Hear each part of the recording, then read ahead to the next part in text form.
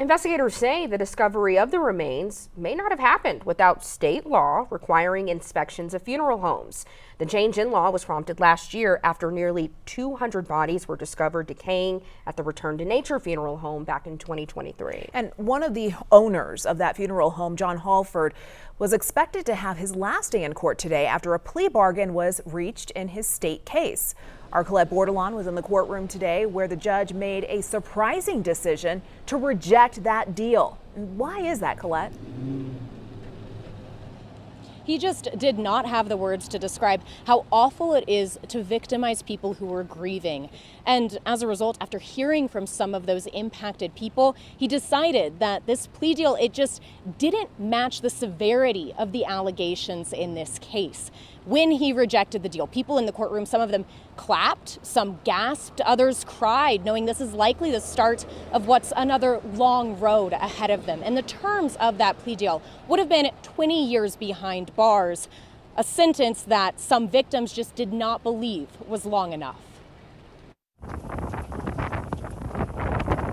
This is footage from a family who thought they were spreading the ashes of their beloved mother, who passed away in the summer of 2023. All of our efforts to honor her. Just a few months later, they'd learn what really happened at a funeral home in southern Colorado. That peace shattered with Penrose. A reality Tanya Wilson lives alongside countless others. They were stacking up dollars the same way they stacked up bodies. She was one of roughly a dozen who spoke to the judge in Jon Hallford's case on Friday. Hallford is one of the former funeral homeowners of Return to Nature, accused of stockpiling nearly 200 bodies that date back to 2019, meaning many families never got the remains of their loved ones.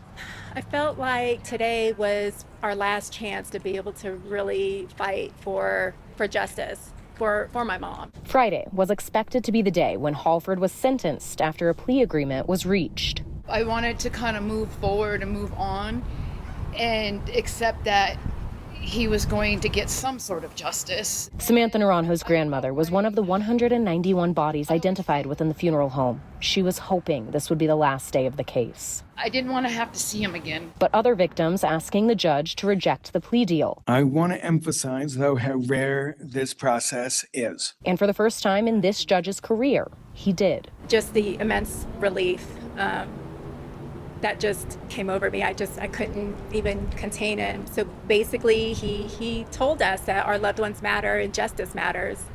It's probably the first time since all this started that I felt like the families have been heard. The plea agreement was for 20 years in prison, the same amount of time Hallford already received as his sentence in his federal fraud case.